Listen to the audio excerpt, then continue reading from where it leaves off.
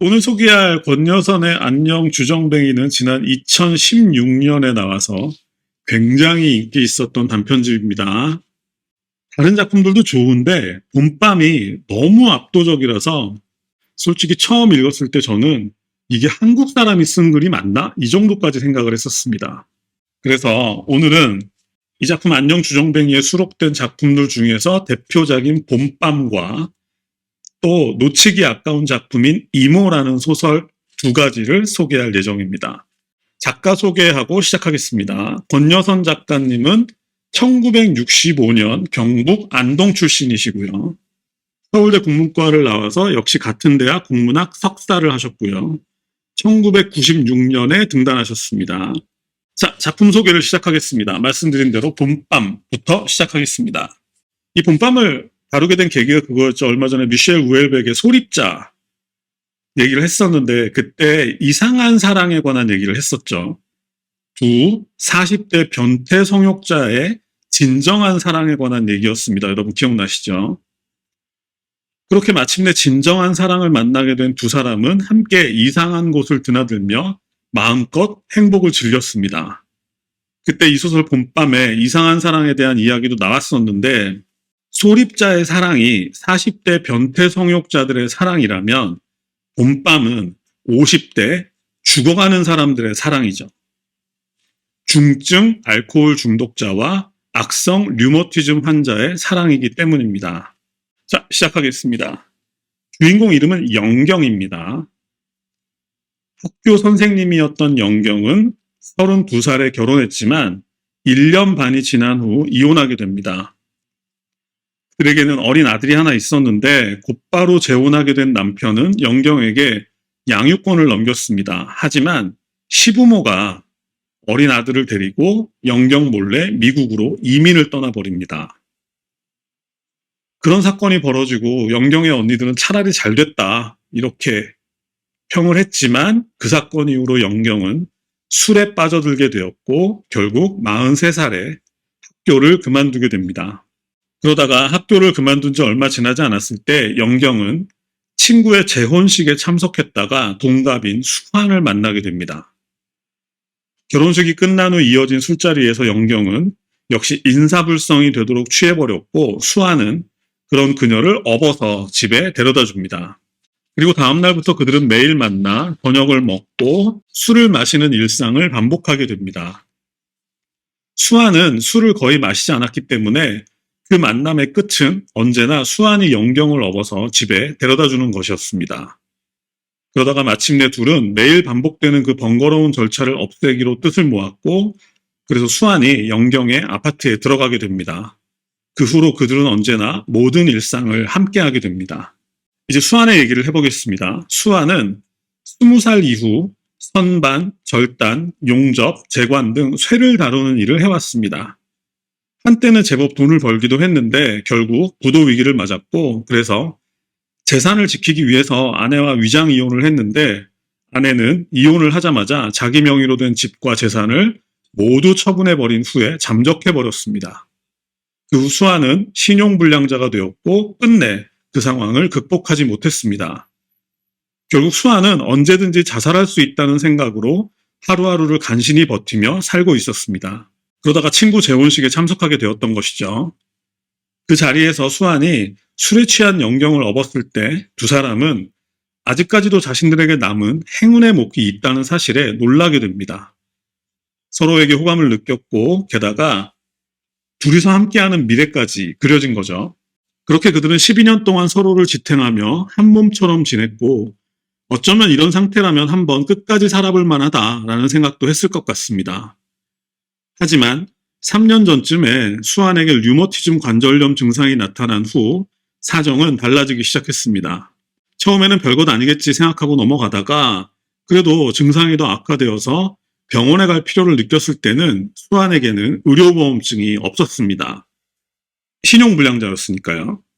그래서 또 병원을 미루다가 어찌어찌해서 수환이 파산 신청을 하고 또 파산 선고를 받고 영경과 혼인신고를 한 후에야 의료보험증을 받게 되었는데 그때는 이미 너무 늦어버렸습니다. 걸을 수 없는 상태가 된 거죠. 결국 수아는 병원 치료를 포기하고 중증 환자들을 전문으로 돌봐주는 지방 요양원에 입주하게 되었고 곧이어 영경도 함께 들어오게 됩니다. 요양원에서 수아는 매일 고통스러운 주사를 맞아야 했고 영경은 참고 참다가 도저히 참을 수 없는 순간이 오면 밖에 나가 며칠씩 술을 마시고 돌아오곤 했습니다. 그러다가도 매일 아침이면 두 사람은 마치 이상가족처럼 서로를 찾아다녔다고 합니다. 그러던 어느 날 역시 독한 주사를 맞고 힘들어하던 수환에게 영경이 외출하겠다고 말합니다. 그런 영경에게 수환은 고통스러운 내색을 보이지 않은 채 그동안 참느라 고생했다고 다녀오라고 얘기합니다. 이 장면이 압권이죠. 결국 버스를 타고 읍내에 도착한 영경은 편의점에 들어가서 맥주 2캔과 소주 1병을 사서 먼저 맥주를 한 모금 마신 다음에 그 캔 안에 소주를 채우고 또 한 모금 마시고 이런 식으로 30분 동안 천천히 맥주 2캔과 소주 1병을 다 마십니다. 그런 다음에 컵라면과 소주 1병을 사서 컵라면에 물을 부으며 서둘지 말자고 다짐하면서 김수영의 시 봄밤을 읊조립니다. 애타도록 마음에 서둘지 말라. 이렇게 컵라면과 소주 1병을 비우고 이번에는 과자 1봉지와 커다란 페트병 소주와 생수를 사서 작은 모텔로 향합니다. 그날 밤 결국 수아는 최후의 순간을 맞게 되었고 하지만 영경의 전화기는 꺼져 있었습니다. 결국 모텔 주인의 신고로 의식불명인 영경이 구급차에 실려 요양원으로 돌아왔을 때는 수안의 장례식도 모두 끝난 후였습니다. 그런 영경에게 아무도 수안의 소식을 전하지 않았고 영경 또한 수안에 관해 묻지 않았습니다. 게다가 영경은 수안의 존재를 아예 기억해내지 못했습니다. 다만 계속해서 요양원에서 누군가를 찾아 구석구석을 헤매고 다닐 뿐이었습니다. 처음에 요양원 사람들은 아픈 수안을 며칠씩이나 내버려두고 외출하는 영경을 곱지 않은 시선으로 지켜봤습니다. 하지만 수안이 세상을 떠난 후에야 비로소 진실을 이해할 수 있게 되었습니다.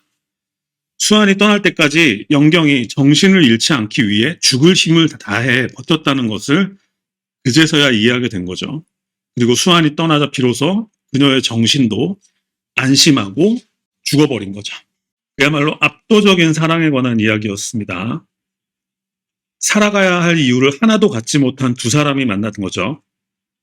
지난 12년 동안 아마도 영경은 매일 저녁 술을 마셨을 것이고 수아는 그런 영경을 잔소리 한마디 하지 않고 살뜰하게 보살폈을 것 같습니다.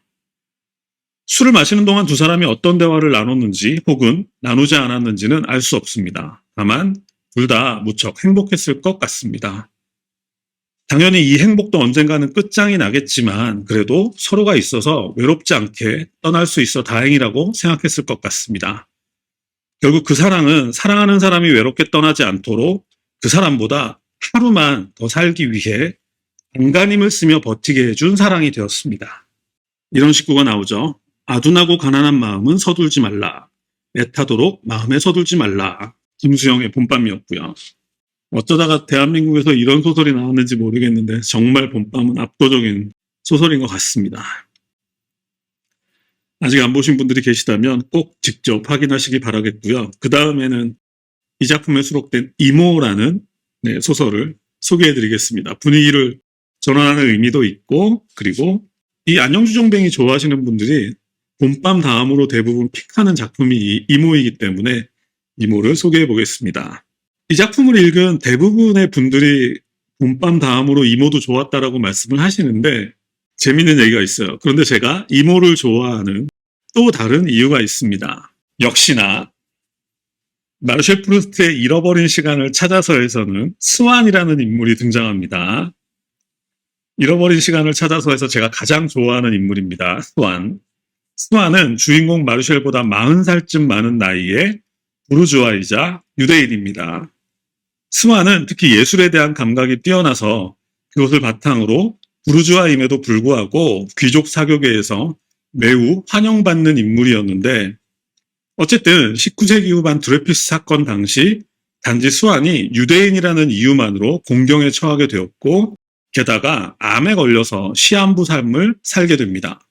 그러던 어느 날 스완은 오직 마르쉘에게만 내밀한 비밀을 말해주게 되는데 정작 책에는 그 이유가 적혀있지 않아서 잃어버린 시간을 찾아서를 읽는 독자들이 궁금해하는 부분이기도 합니다. 저는 개인적으로 스완이 마르쉘에게만 그 비밀을 얘기해준 이유는 바로 마르쉘이 언젠가 작가가 될 것이라고 믿었기 때문이라고 생각합니다.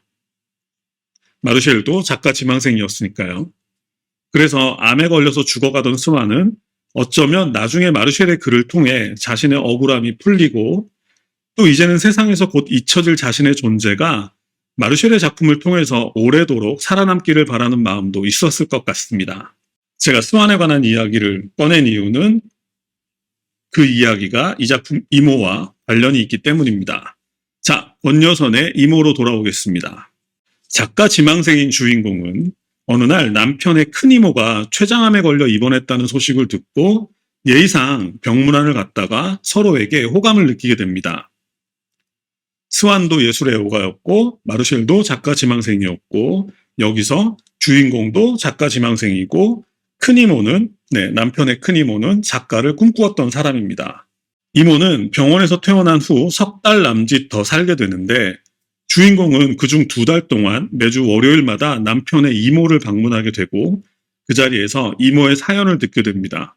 스완이 마르쉘에게 자신의 내밀한 비밀에 대해서 얘기해 준 것처럼 이 남편의 큰 이모도 작가 지망생인 조카 며느리에게 자신의 이야기를 들려주게 되죠. 자, 여기까지는 비슷하지만 이제부터는 다릅니다. 이모의 아버지는 역시 술이 문제였던 것 같습니다. 그러다가 결국 이모가 대학 1학년 때 세상을 떠나게 되었고 졸지의 이모는 가장의 역할을 떠안아야 했습니다. 이모는 아마도 작가를 꿈꾸며 국문과에 입학했던 것 같은데 아버지의 사고 이후 어쩔 수 없이 대학을 졸업하고 대기업 홍보팀에 들어가 가족을 부양하게 되었습니다. 그런데 문제는 여기서 끝나지 않았는데 그것은 자신의 남동생이 도박 중독자였던 거예요.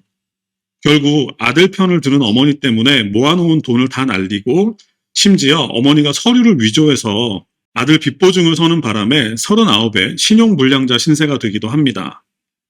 그 뒤로 비정규직을 전전하며 빚을 다 갚았고 마침내 2년 전 가족을 떠나서 혼자 살게 된 것이죠. 이모가 선택한 장소는 경기도에 있는 월세 30만 원짜리 작은 아파트였습니다. 전화기도 없고 TV도 없고 에어컨도 없고 심지어 선풍기도 없는 그곳에서 이모는 철저하게 혼자만의 시간을 보내게 되었습니다. 그런데 중요한 건 그렇게 철저하게 고립되다 보니 오히려 자기 자신을 대면하는 시간이 많아졌고 결국 꾹꾹 눌러서 잊어버리고 있던 과거의 어떤 일들이 선명하게 떠오른다는 것이었습니다. 제가 왜 이모에서 잃어버린 시간을 찾아서를 떠올렸는지 아시겠죠? 혼자 남겨지자 과거의 일들이 떠오르기 시작했다는 거죠. 그 중에서 대표적인 2가지 이야기가 있는데 첫 번째는 아까 대학 1학년 때 아버지가 돌아가셨고 그 다음에 동생의 도박 때문에 모아놓은 돈을 다 날렸다고 말씀드렸잖아요. 자, 그걸 기억하시고 들어주세요. 첫 번째는 회사에 다닐 때 만났던 어떤 대학원생에 관한 기억이었습니다. 상대방은 아직 공부하는 사람이라서 모아놓은 돈이 전혀 없었기 때문에 이모가 모은 돈으로 결혼을 준비했던 것 같은데 그런데 그때 남동생이 거액의 도박빚을 지는 바람에 자신의 결혼 자금을 모두 내놓고 결혼을 포기해야 했던 것이죠. 그 남자친구는 나중에 교수가 되었다고 합니다. 자, 2번째는 그보다 어린 시절의 이야기입니다. 대학 신입생 때 지하 주점에서 자신에게 고백했던 한 남학생이 있었는데 그 남학생은 서툴게 자신의 감정을 고백하고 테이블 위에 손을 올려놓고 그 손을 잡아주길 애원했습니다. 그때 이모는 피우던 담배를 그 남학생의 손바닥에 비벼서 꺼버렸다는 얘기입니다. 단지 성가시고 귀찮았기 때문인데 근데 소설에서는 이 이야기가 직접적으로 왜 그랬는지 원인이 안 나오기 때문에 약간 의아하게 생각될 수도 있는데 곰곰 생각해 보면 그때가 아마도 아버지의 죽음 때문에 자신의 작가의 꿈을 접어야 했던 같은 시기였던 것 같습니다. 자신의 꿈을 접어야 했던 그 대학 1학년 신입생에게 사랑이라는 감정이 얼마나 허무하고 사치스럽게 느껴졌겠어요. 결국 그래서 자신에게 수줍게 고백하는 그 남학생 손바닥에 피우던 담배를 비벼서 꺼버린 거겠죠. 개인적으로 이모에서 가장 좋아하는 장면은 이모의 하루에 관한 것입니다. 이모는 아침에 일어나면 물을 마시고 첫 담배를 피운 다음 20분 정도 아침 운동을 합니다. 그리고 간단히 아침을 만들어 먹고 씻고 10시쯤 가방을 메고 도서관에 갑니다. 도서관 서가에서 책 한 권을 골라서 자리에 앉아서 하루 종일 그 책만 읽습니다. 내용이나 재미 같은 건 생각하지 않고 처음부터 끝까지 읽는 것이 그녀의 방식이고요. 그렇게 도서관이 문을 닫을 때까지 책을 읽습니다. 담배는 하루에 4개 피를 피우는데 아침에 일어나서 하나, 점심 먹고 하나, 저녁 먹고 하나, 잠자리 전 마지막 1개 피를 피웁니다. 술은 일주일에 한 번, 일요일 밤에 소주 1병 정도를 마십니다. 술을 마실 때는 다소 사치스러운 안주를 만들어 먹기도 하는데요.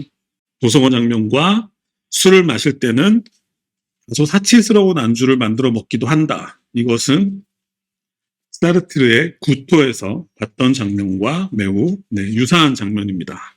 구토에도 몇 주 있다가 제가 소개를 해드리겠지만 구토에도 이 도서관 장면, 비슷한 장면이 나오기도 하고 또 구토에서 제가 가장 좋아하는 문장 중에 이런 문장이 있어요. 일요일이면 사람들은 다소 사치스럽게 꾸미기도 한다.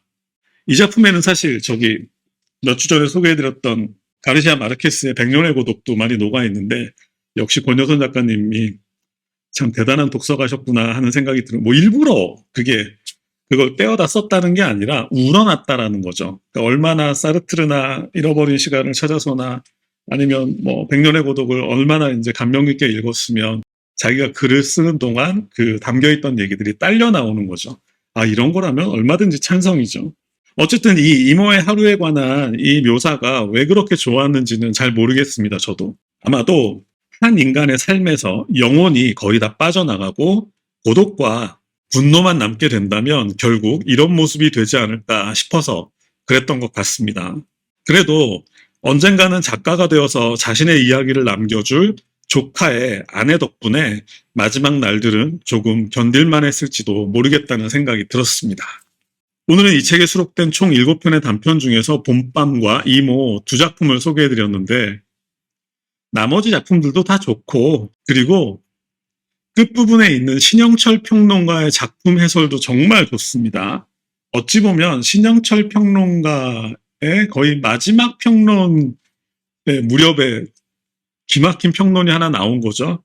게다가 또 권여선 작가님은 신영철 평론가의 거의 과 10년 선배이기도 해서 그런지 근데 그거보다는 작품이 워낙 좋았으니까 여러분들 꼭 이 책 마지막에 실려있는 신영철 평론가의 이 작품에 대한 평론도 꼭 읽어보시길 바라겠고 어쩌면 신영철의 평론을 읽기 위해서라도 이 소설집은 읽어볼 만한 가치가 있지 않나 하는 생각이 들 정도로 아주 좋은 글이 담겨 있습니다. 네, 오늘은 여기까지 하겠습니다. 수고 많으셨습니다.